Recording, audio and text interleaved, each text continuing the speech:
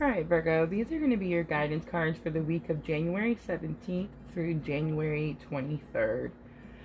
So first I just want to say the cards are already out. I did have a little technical difficulty. It's happened actually a couple times with the videos this week. There's just a lot of energy in these readings. So we're going to just go ahead and jump right in. You have Blossoming Abundance. It's number 3 as your main energy for the week. And that is, okay, so there is a card in this deck that is abundance. And it is where she's kind of like standing out in the woods, and she doesn't, like there's just animals surrounding her. It's about having everything you need and being content with what you have. But number 3, Blossoming Abundance, is like an excess of abundance. So abundance is all the things you want and need and you want to have, right? So it's all the things coming in for you. And I feel like with that new moon that we just had come in, I feel like that is exactly what's happening, Virgo. You are really starting to feel the tides changing here. You're really starting to feel like an excess of abundance. Now, a challenge or obstacle that you might be facing, you have the Page of Swords. And the Page of Swords is about like a fresh new journey, or like going off on an adventure.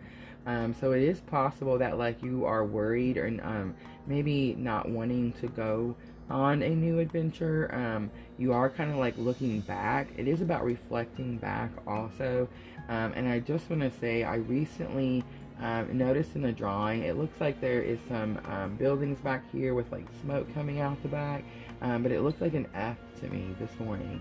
So that could be, the letter F could be significant to someone.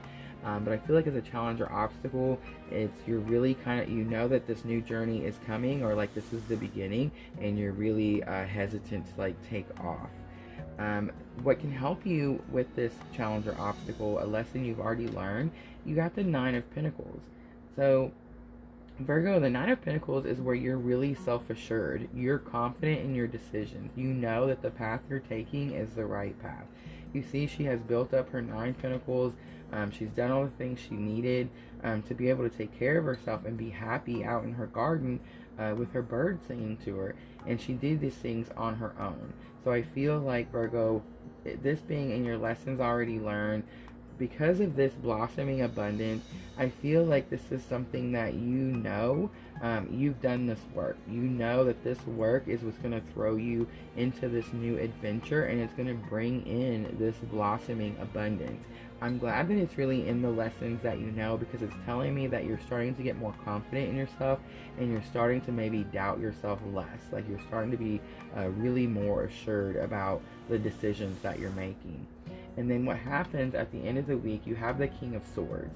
So the King of Swords is someone who like plans things out. He strategizes. Immediately when I got this, I turned the card over, I got like the game of chess. Like where when you first learn what those pieces mean, like once you comprehend that fact, like what the rules are and like what the pieces, how they can move and what they mean, you can really start to plan out how you're going to play that game from then on out, right? And I feel like that is what's happening to you at the end of this week. The pieces are really, this blossoming abundance, this like excess abundance that's coming from the universe, is really giving you a bunch of answers to things that you need, and it's really giving you clarity, and you're able to like plan things out and strategize things out. And I feel like that is what's happening. Alright, for guidance, Virgo, I do want to use 2 of the Queen of the Moon Oracle cards. We did them last week, and they really worked out really well as a guidance for the beginning of the week and the end of the week. So Virgo, for the beginning of the week, you have attraction. So it's number 44, and to me, it's kind of like that universal law of attraction, and I feel like some sort of positivity, probably this blossoming abundance that's coming in for you, is causing you to be like really self-assured and really positive, and that positivity is drawing in more, like you're attracting in more abundance.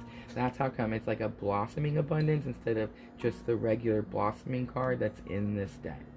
And then for the end of the week, you have focus. And I do feel with that strategizing and that planning, it is going to take a lot of focus. I do see it's number 44 here and number 14 here. So 4s can be significant to someone.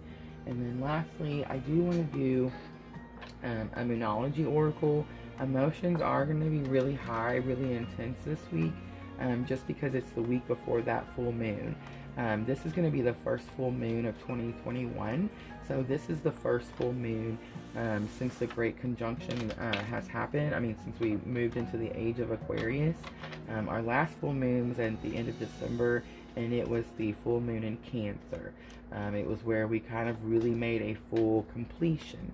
And then this new moon, this full moon that's coming in is the first release since all these new energies came in from this last new moon earlier in the month.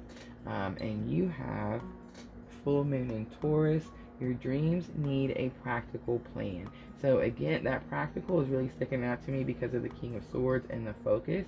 I feel like you really need to plan something out. You really need to sit down and like strategize where your next steps are coming. But I feel like you're going to be able to actually do this because of this blossoming abundance that's coming in. Alright, Virgo, I feel like that is your guidance for the week, and it sounds like you're going to have a great week. Thank you so much for watching, and as always, if this feels like your tribe, please like and subscribe.